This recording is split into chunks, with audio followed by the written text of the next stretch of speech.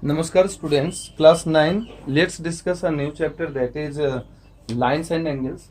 Before proceeding to this chapter, let's discuss something related to your syllabus. देखो आपके syllabus में कुछ ऐसे टॉपिक्स हैं जिनको हटाया गया है। उसमें जो आपका चैप्टर 5 था यूक्लिड्स ज्योमेट्री, उसको परमानेंट के लिए रिमूव किया गया है। शायद आपको क्या करना है, उनके सॉल्यूशंस नहीं करने हैं, केवल उनके जो पोस्टुलेट्स जो एग्जाम्स जो मैंने बताया है आपको वो आपको देखना है। मैं आपको आज एक पीडीएफ भेजूंगा जिसमें कि आपको ये पता चलेगा कि कौन सा सिलेबस में कौन सा पॉइंट्स हम लोगों को पढ़ना है और कौन सा पॉइंट्स को हटाया गया है। आप जब भी स्टडी करें घर में सेल्फ स्टडी, तो प्लीज आप उन पॉइंट्स को डिस्कस ना करें, ना ही उनसे कोई क्वेश्चन आपको पूछा जाएगा एग्जाम में और ना ही उनसे कोई आपसे रिलेटेड कोई क्वेरी आपको मैं सॉल्व करके दूंगा। Let's discuss a chapter that is chapter number 6 which is lines and angles. देखो लाइन्स एंड एंगल्स जो है होता क्या है। सबसे पहले लाइन्स के बारे में बताएं तो आपको पहले भी बताया था, it is an geometrical figure having infinitely thin and no breath, that is breathless. अगर हम बात करें ये हमारा एक लाइन है और इसी लाइन के साथ में अगर दूसरा लाइन हम अगर मान लो यूं बना दें तो इसके बीच में देखो 4 एंगल्स बन रहे हैं हमारे। तो ये जो एंगल्स है वो एंगल्स कितने टाइप्स के हैं, उनका क्या रिजल्ट होगा, ये सब हम लोग इस चैप्टर में पढ़ेंगे। आप लोगों को क्लास 7 में भी आप लोगों को पढ़ाया गया होगा alternate interior angle, corresponding angle वगैरह जो भी है ना, वो सब हम लोग यहाँ पे डिस्कस करेंगे। और इन सब के मदद से we have to find out the angles of any figure. कोई भी फिगर अगर मिल गया तो उस फिगर में एंगल्स वगैरह क्या होता है, कैसे उसका फाइंड आउट करेंगे, वो सब हम लोग यहाँ पे डिस्कस करने वाले हैं। नाउ लेट्स से एंगल्स की बात अगर हम करें तो थोड़ा आपको मैं डिटेल में बता दूं कि सपोज कर लो कि मेरे पास में एक ब्लू मार्कर है, ये एक लाइन है, और एक ब्लैक मार्कर है, ये भी एक लाइन है। जो ब्लू मार्कर है इसे हम लोग इनिशियल लाइन बोलेंगे और जो ब्लैक मार्कर है इसे हम लोग टर्मिनल लाइन बोलेंगे। ठीक है, एक दूसरे पे चढ़ा हुआ है। अभी ये 0 डिग्री है। जैसे जैसे ब्लैक मार्कर ये ऊपर की ओर जाएगा, ये ऊपर की ओर गया, तो इसके बीच में देखो ये आर्क, इसका जो रेडियस के थ्रू है ना, ये वाला, ये मेरा आर्क फैल रहा है, इसका बढ़ रहा है आर्क। ठीक है, ये आर्क बढ़ रहा है, ठीक, और ये बढ़ करके यहां पर आ गया। ठीक है, देखो इसको यहां समझते हैं, एक इनिशियल लाइन है, ठीक है, और इसी के ऊपर में मेरा एक दूसरा लाइन है दैट इज टर्मिनल लाइन। ये मान लेते हैं इनिशियल लाइन है और ये वाला जो है मेरा टर्मिनल लाइन है। तो ये दोनों लाइन में क्या है, टर्मिनल लाइन मेरा मूव करेगा और इनिशियल लाइन मेरा मूव नहीं करेगा। उस कंडीशन में देखें तो जो मेरा फिगर जो बनेगा वो इनिशियल लाइन वो तो ज्यों का त्यों रहेगा, means at the same point, and terminal line moves like this. ये हमारा एक पॉइंट बन गया बी वाला, ये टर्मिनल लाइन है। इसके बीच में देखो अगर यही घूम जाता है इस तरह से, देखो ये सर्किल बन गया, बीच में इसका सेंटर हो गया, ये वाला इसका रेडियस हो गया कि नहीं हो गया। ठीक है, तो इसलिए कंप्लीट एंगल जो होता है वो 360 डिग्री का भी होता है, हम लोग पढ़े भी हैं।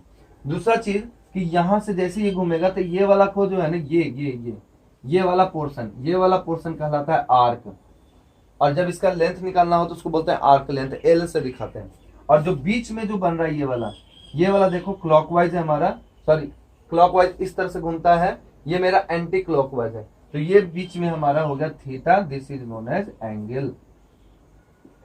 क्या बोलेंगे इसको, एंगल बोलते हैं। तो एंगल हमेशा टर्मिनल लाइन और इनिशियल लाइन के बीच से डिफाइंड होता है, और एक रिलेशन भी होता है इनके बीच में, रेडियस, आर्क लेंथ और एंगल का, जो कि हम लोग क्लास 11th में पढ़ते हैं। अभी डिस्कस करने का कोई जरूरत नहीं है। फिलहाल अगर हम एंगल की बात करें तो इस एंगल्स में जो सबसे पहला जो पैटर्न है उसको डिवीजन का, एंगल्स का, वो है हमारा division of angles on the basis of their measurement. And the first one is what, ये हमारा होगा एक्यूट एंगल।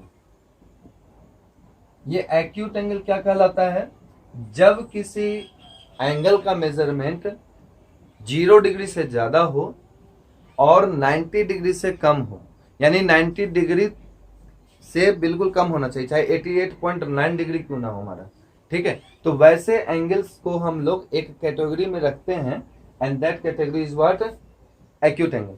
अगर हम बात करें जैसे ये, और हम बात कर ले ये मेरा एक लाइन AO था, और ये वाला लाइन सेगमेंट मेरा OB है, और इनके बीच में एक एंगल मेरा मेजरमेंट x ले लो। अगर x का वैल्यू किससे ज्यादा हो, 0 से ज्यादा हो, लेकिन 90 से क्या हो, अगर कम हो, तो ये कहलाएगा acute angle. Means the angle whose measurement lies between 0 to 90 degree is called acute angle, ठीक है, ध्यान समझना। The angle whose measurement lies between 0 to 90 degree is called acute angle. Second जो मेरा पॉइंट है वो हमारा है राइट एंगल। ये पूरे पॉइंट जितने भी मैं बता रहा हूँ ये सब आपके एनसीईआरटी बुक में मिलेंगे, and there are various sources through which you can find the definition also, so go through that, और if you want to write then pause the video and write my theory that I am giving you, okay. So let's discuss right angle. ये right angle होता क्या है, जब angle का measurement exact 90 degree हो जाए तो उसको हम लोग राइट एंगल बोलते हैं, ठीक है। यानी कि बिल्कुल x का जो वैल्यू होगा वो हमारा क्या होगा, परपेंडिकुलर होगा, बिल्कुल एग्जैक्ट 90 डिग्री होगा x का। तो जब x का वैल्यू, एंगल x का जो वैल्यू है वो हमारा 90 डिग्री के बिल्कुल एग्जैक्ट हो जाएगा, तो वो कहलाएगा राइट एंगल।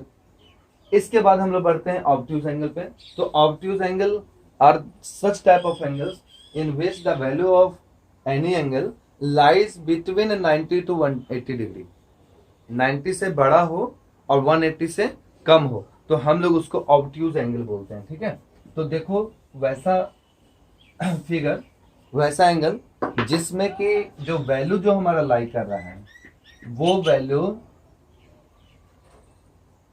90 से बड़ा हो, x का जो एंगल x है उसका वैल्यू, ये एंगल का सिंबल है, वो बड़ा हो किससे, 90 डिग्री से, वो बड़ा हो किससे, 90 डिग्री से, लेकिन छोटा होना चाहिए किससे, 180 डिग्री से, तो वो एंगल कहलाता है कौन सा, ऑब्ट्यूज एंगल। फिगर इसका कैसा बनेगा, ये हमारा मान लो कि एक लाइन सेगमेंट है, लाइन सेगमेंट नहीं बोलेंगे इसको, रे बोलेंगे, और फिर ये हमारा एक इस तरह से चला गया, देखो 90 डिग्री तो मेरा यहीं पे खत्म हो रहा था, लेकिन ये इससे बड़ा है, और अगर हम ये एग्जैक्ट ऐसे कर देते तो ये मेरा पूरा 180 हो जाता, तो 180 से कम होना चाहिए और 90 से ज्यादा होना चाहिए, then such type of angle is considered as obtuse angle. Now let's discuss the next part, that is what, straight angle. Straight angle ये क्या होता है ना, जब x का वैल्यू, एंगल x जो है हमारा, x मान लो, इसका वैल्यू अगर एग्जैक्ट 180 डिग्री के बराबर हो जाए, ठीक 180 होना चाहिए, जो कि डबल है 90 का, तो उस कंडीशन में हमारा जो एंगल होगा that one is known as straight angle, और इसको हम लोग क्या बोलते हैं, स्ट्रेट लाइन भी बोलते हैं, लाइन भी कंसीडर करते हैं इसको।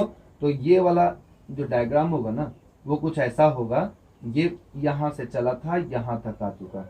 देखो जब भी एंगल मेजरमेंट करते हैं तो हमेशा वो एंटी क्लॉकवाइज ही मेजरमेंट करते हैं पॉजिटिव के केस में। अगर आप क्लॉकवाइज करोगे, यानी एंगल को अगर हम इस तरह से नीचे की ओर ले जाएंगे, इस तरह से इस डायरेक्शन में, तो वो एंगल निगेटिव होगा, जो कि आपको अभी नहीं पढ़ना है, वो हम लोगों को 11th में पढ़ना है। नेक्स्ट में देखें, अगर हम ये स्ट्रेट एंगल हो गया, that is equal to exact 180 degree, exact का मतलब बिल्कुल एग्जैक्ट होना चाहिए। Now see reflex angle. Reflex angle क्या होता है भाई, तो रिफ्लेक्स एंगल वैसे एंगल्स को बोलते हैं जब किसी एंगल का मेजरमेंट 180 से ज्यादा हो जाए और 360 डिग्री से कम हो, जैसे 270 degree, 290 degree, 310 degree, such type of angles is known as reflex angle. Figure बिल्कुल आसान है, ये एंगल घूमते हुए इधर की ओर चला गया और ये इसका ये वाला एरो कुछ इस तरह से हो जाएगा, and this angle is known as reflex angle. Means जो वैल्यू होगा x का, वो क्या होगा, x का जो वैल्यू होगा वो बड़ा होगा किससे, 180 डिग्री से। ये हमारा x है ना, ये मेरा x है, ये वाला मेरा x है, तो ये x जो होगा, एंगल x मेजरमेंट, वो 180 से बड़ा होगा, लेकिन 360 डिग्री से क्या होगा, छोटा होगा। जो लास्ट हमारा जो एंगल का टाइप है that one is known as complete angle. Complete angle जिसे हम लोग सर्किल भी बोल रहे हैं। तो ये क्या है ना कि लाइन यहां से घूमना शुरू किया और घूम करके इसी के ऊपर में आ गया। तो ये एग्जैक्ट जो वैल्यू होगा किसका, एक्स का, वो एक्स का वैल्यू एग्जैक्ट 360 डिग्री के बराबर होगा। तो ऐसे एंगल्स को हम लोग कंप्लीट एंगल बोलते हैं, ध्यान से समझना। तो हुआ क्या, एक बार हम वापस से आपको रिवाइज हम करवा दें। देखो, on the basis of angle measurement there are various types of angles in which the first part is called acute angle. The measurement of an angle lies between 0 to 90 degree is called acute angle. वैसे angles जिनका measurement हमारा 0 degree से बड़ा हो और 90 degree से कम हो तो वैसे को एक्यूट एंगल बोलते हैं। एग्जैक्ट 90 डिग्री अगर होता है तो in that condition it is considered as right angle, और जब इसी से ट्रायंगल बनता है तो उसको हम राइट एंगल ट्रायंगल बोलते हैं। ठीक है। थर्ड जो हमारा पार्ट है that is what, obtuse angle, 90 से बड़ा और फिर 180 से छोटा। तो ऐसे एंगल्स को हम लोग ऑब्ट्यूज एंगल बोलेंगे। और जब यही ऑब्ट्यूज एंगल के बाद अगर बात करें तो that one is known as straight angle, also known as straight line. इसमें क्या होता है, जो मेजरमेंट होता है एंगल एक्स का वो एग्जैक्ट 180 डिग्री के बराबर ही होगा। इसके बाद बात करें हम तो रिफ्लेक्स एंगल हमारा होता है, ये रिफ्लेक्स एंगल 180 डिग्री से बड़ा होगा, 360 डिग्री से कम होगा। इनके बीच में जो एंगल स्लाइस करेंगे सभी हमारे रिफ्लेक्स एंगल कहलाएंगे। और लास्ट जो हमारा एंगल का पैटर्न है that one is known as complete angle. इसमें हमारा एंगल का मेजरमेंट जो होगा एग्जैक्ट 360 डिग्री के बराबर होगा। नेक्स्ट हम लोग जो क्लास में जो पढ़ने वाले हैं नेक्स्ट वीडियो ट्यूटोरियल में, आज आपको चूंकि कम मैं समय दे रहा हूँ वीडियो में, कारण ये है कि आप वैसे चैप्टर्स जो कि हटाया गया है, कुछ पार्ट जोड़ा गया, जो भी है डिस्कशन करें, वो मैं पीडीएफ आपको भेजूंगा, आप उसको एक बार डिस्कस कर लेना, देखना, समझना। ठीक है। Keep watching. In next video we will discuss we will continue this chapter. Thank you class.